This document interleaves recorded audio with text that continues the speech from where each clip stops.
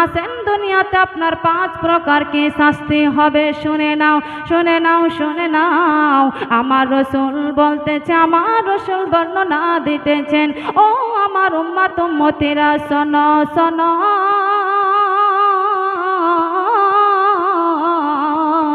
যে বান্দি বেনামাজি হবে, যে বান্দা বেনামাজি হবে, যার পরিবারে নামাজ থাকবে না, তার পরিবারে কখনোই বরকত ধরবে না। এক নম্বর শাস্তি কি? এই দুনিয়াতে 5টি শাস্তি হবে, তার মধ্যে এক হলো যে বেনামাজির পরিবারে কখনোই বরকত ধরবে না। যতই তুমি চাকরি করো, যতই তুমি বাইরে টাকা ইনকাম করো না কেন, আর যতই তুমি বিড়ি বাঁধো না কেন, যতই তুমি চাকরি করো না কেন, আপনার পরিবারে যদি নামাজ না থাকে, আপনার সংসারে বরকত ধরবে না। দ্বিতীয় নাম্বার কি হবে? দ্বিতীয় নাম্বার হবে, কোনো বান্দা বান্দির পরিবারে যদি বেনামাজি থাকে, কোনো বান্দা যদি বেনামাজি থাকে, তাহলে তার যে চেহারা রয়েছে, সে যতই ফর্সা হোক না কেন, সে যতই আলতা ক্রিম মাখুক না কেন, সে যতই মেকআপ করুক না কেন, আর দুনিয়ার যতই গাছগাছড়া মাখুক না কেন, সেই যদি নামাজি না হয়, তার চেহারার নূরানি ঝলক আল্লাহ তাআলা কেড়ে নেবেন। যতই মেকআপ করেন, যতই আপনি গাছগাছড়া ব্যবহার করেন, যতই আপনার চামড়া ফর্সা হোক না কেন, আপনার চেহারার সৌন্দর্য থাকবে না। হতে পারে আপনি ফর্সা, কিন্তু যদি একজন নামাজি বান্দি হয়, একজন নামাজি বান্দা যদি হয়, আর তার চেহারা খানা যদি কালো হয়, তার চেহারা খানা যেন লাবণ্যতে ভরা থাকবে, তার চেহারা দিয়ে যেন নূরানি ঝলক ঝলতে থাকবে, তাকে দেখতে আলাদাই লাগবে, তাকে দেখে মানুষের মন ভরে যাবে। তৃতীয় নম্বর শাস্তি হবে, ও আমার মা বোন শোনো শোনো, আপনি যদি নামাজ না পড়েন, আর আপনি যদি নামাজ বাদে অন্য কোনো ইবাদত করেন, আল্লাহ তাআলা আপনার ইবাদত কবুল করবে না। তৃতীয় নম্বর হয়ে গেল। 4 নম্বর আপনার যে শাস্তি হবে, আপনি যদি আল্লাহ তাআলার দরবারে দোয়া করেন, আপনি যদি আল্লাহ তাআলার কাছে কোনো কিছু চান, যেমন আপনার কোনো কিছু যদি প্রয়োজন হয়, আল্লাহ তাআলার কাছে যদি আপনি ফরিয়াদ করেন, আপনি যতই কেন চেয়ে যান, কাবা ঘরে মাথা যদি ঠেকিয়ে আপনি চাইতে থাকেন, আর আপনারা যেন যদি আপনি নামাজি বান্দি না হন, তাহলে আপনি কোনো মতে আপনার দোয়া আল্লাহ তাআলা কবুল করবে না। 5ম নাম্বার হলো, 5 নম্বর শাস্তি যেটা হবে, ও আমার মারে শোনো শোনো, আপনি মনে করবেন আমি নামাজ পড়ি না, আমি নামাজ আদায় করি না, কিন্তু আমি অন্য ব্যক্তিকে দিয়ে দোয়া করাবো, আল্লাহর ওলিকে দিয়ে দোয়া করাবো, আমি কোনো মাওলানাকে দিয়ে, কোনো মাওলানিকে দিয়ে দোয়া করাবো। ও আমার মা বোন শোনো শোনো, যতই ভালো বান্দা বান্দি দিয়ে তুমি দোয়া করাও না কেন, তুমি যদি নামাজি না হও, তুমিও তার দোয়া থেকে কোনো কিছু আসার পড়বে না, আপনি তার দোয়া থেকে আপনার দোয়া কবুল হবে না। নাউজুবিল্লাহ। তাই মাগো,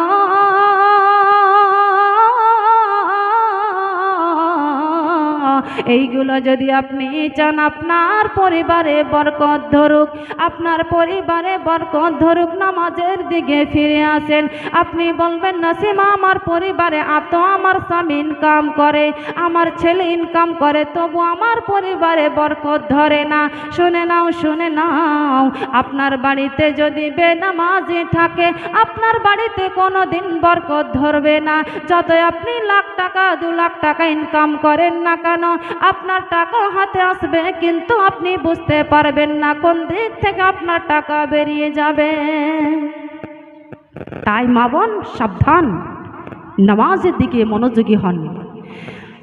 আসেন এইবার চলে যাব তিনটি শাস্তি হবে যখন আপনার আজরাইল ফেরেশতা আপনার দরবারে যেই দিন এসে দাঁড়িয়ে যাবে, আপনার দমখানা বের করে নিয়ে যাবে, সেই সময় আপনার তিন প্রকার শাস্তি হবে। মাগো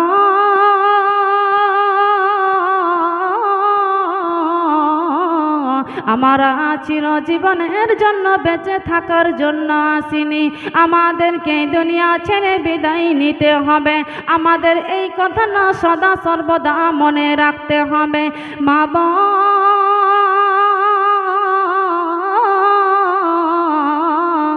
যেই দিন আমাদের দরবারে আজরাইল ফেরেশতা এসে দাঁড়িয়ে যাবে, আমাদের দমখানাকে বের করার জন্য চলে আসবে, সেই সময় যদি আমরা শুনে নাও কোনো যদি বেনামাজের দরবারে আজরাইল ফেরেশতা এসে দাঁড়িয়ে যায়, সেই সময় সেই বান্দিটির সাথে কি হবে শুনে নাও। সেই সময় শুনে নাও, যখন বেনামাজের দমখানাকে আজরাইল ফেরেশতা বের করে নিয়ে যাবে, তা জিল্লতের সহিত নিয়ে যাবে, তার কোনো সম্মান কোনো থাকবে না, তার কোনো ইজ্জত থাকবে না, সে বেইজ্জতের সহিত বিছানায় মাটিতে পড়ে থাকবে, তার কোনো মান সম্মান হবে না। নাউজুবিল্লাহ। দ্বিতীয় নম্বর হবে বোন, শুনে নাও, যদি আপনি বেনামাজি বান্দে হন আর আপনার দমখানা যদি বের করে নিয়ে যায়, আপনি তখন ক্ষুধার্ত অবস্থায় থাকবেন। যেই দিন আপনার দমখানা বের করবে, আপনি বেনামাজি, আপনার দমখানা যখন বের হবে, আপনি ক্ষুধার্ত অবস্থায় অর্থাৎ ভুখা অবস্থায় থাকবেন। 3 নম্বর শাস্তি হবে অবনগা।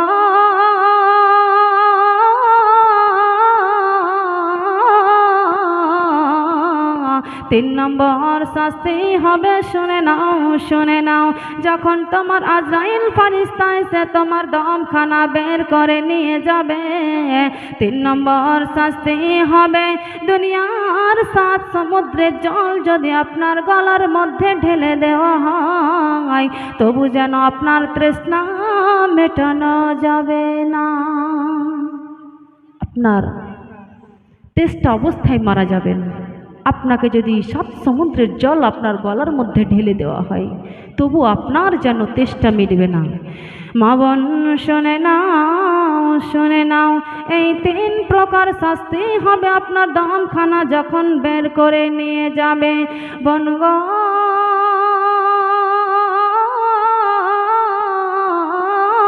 শোনা,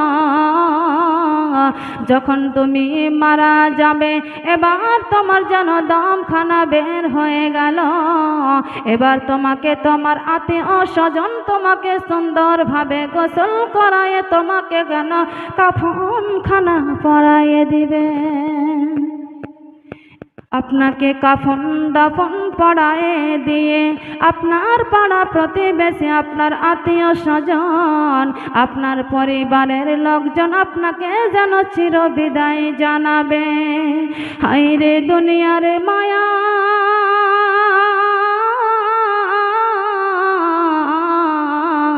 একবার মনে দেখেন, কিছুই আপনার থাকবে না, না মা না বাবা না স্বামী না সন্তান না সাধের সংসার না বাড়ি না গাড়ি।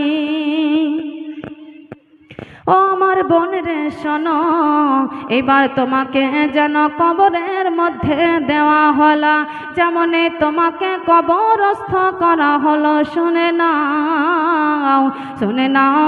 নাও, কবরের মধ্যে জাহান্নামের ফেরেশতারা তোমাকে যেন আযাব দিতে শুরু করবে, আর 1 নম্বর আওয়াজ আযাব হবে বনগো শোনো,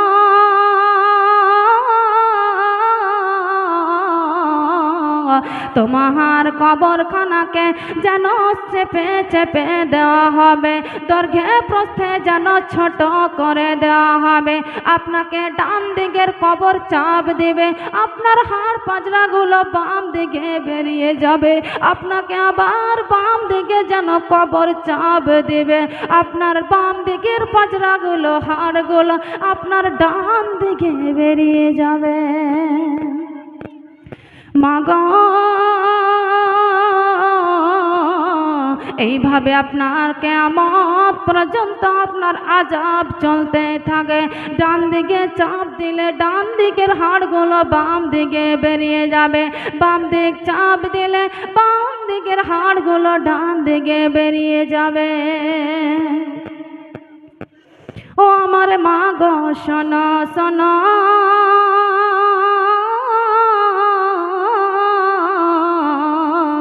দ্বিতীয় নাম্বার আযাব হবে বেনামাজের কবরের মধ্যে দাও দাও করে আগুন জ্বলতে থাকবে।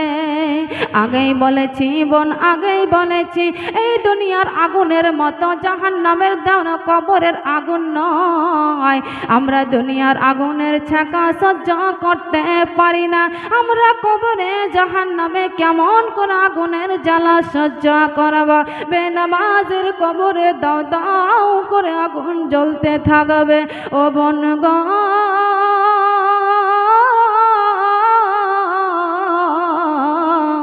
এতেই শেষ নয়, এতেই শেষ নয়, আমাদের কিয়ামত পর্যন্ত কবরের মধ্যে এই রকম শাস্তি আমার চলতে থাকবে। 3 নম্বর আযাব হবে রে বোন, শুনে নাও, শুনে নাও। এই আযাবের কথা শুনে সকলের গা খানা যেন শিউরে উঠবে। বোন গো,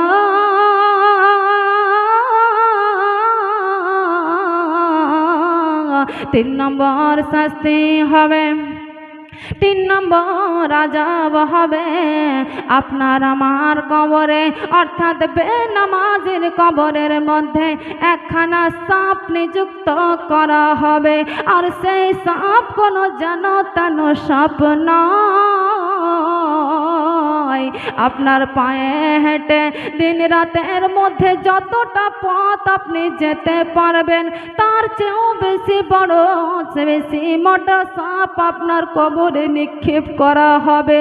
আর সেই সাপ আপনার বেনামাজের কবরের মধ্যে যেন দিন রাত দংশন করতে থাকবে। হায় রে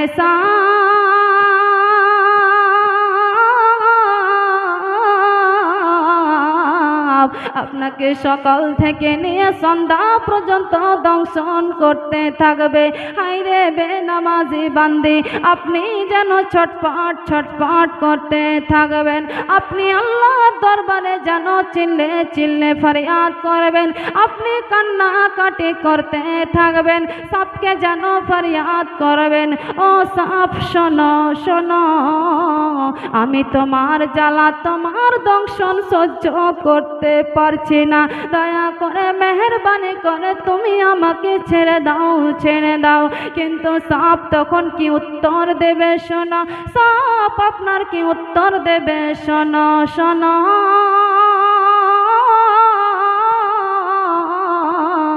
সাপ তখন বলতে থাকবে, ও আল্লাহর বান্দে শোনো শোনো, ও নবীর উম্মতে শোনো শোনো, আল্লাহ তাআলা দয়া করে মেহেরবান করে তোমাকে কত যত্ন করে দুনিয়ায় সৃষ্টি করে, দুনিয়া তোমাকে দেখালো, তোমাকে উম্মতে মুহাম্মাদি বানালো, তোমাকে কোরআন দান করলো। সেই কোরআন তো সেই কোরআনের মধ্যে আল্লাহ তাআলা তোমাকে নামাজের নির্দেশ দিল। ও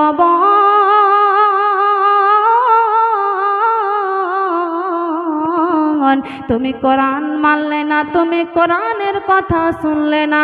সেই কোরআনের মধ্যে আমার আল্লাহ তোমাকে মানুষ সৃষ্টি করে তোমাকে নামাজের নির্দেশ দিল।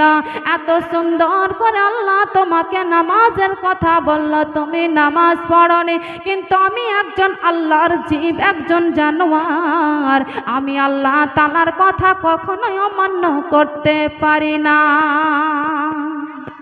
কি বলছেন সাপ?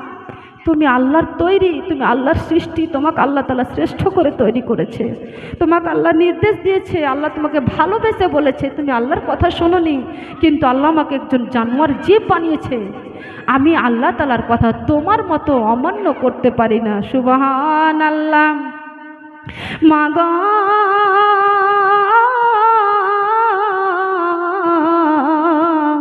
সাপ তখন বলতে থাকবে, আমি আল্লাহ তাআলার কথা অমান্য করতে পারবো না। শুনে নাও, শুনে নাও, তুমি ফজরের নামাজ যখন হলো, ফজরের আজান হলো, তুমি নামাজ পড়নি, তুমি ঘুমিয়ে ঘুমিয়ে কাটালে, তার জন্য শুনে নাও, ফজরের নামাজ না পড়ার জন্য ফজর থেকে নিয়ে আমি জোহর পর্যন্ত, এবং জোহরের নামাজ ছাড়ার জন্য জোহর থেকে নিয়ে আসর পর্যন্ত, আসরের নামাজ ছাড়ার জন্য আসর থেকে নিয়ে মাগরিব পর্যন্ত, মাগরিবের নামাজ ছাড়ার জন্য মাগরিব থেকে নিয়ে এশার পর্যন্ত, আর এশারের নামাজ ছাড়ার জন্য এশার থেকে নিয়ে ফজর পর্যন্ত আমি সব তোমাকে দংশন করতে থাকবো।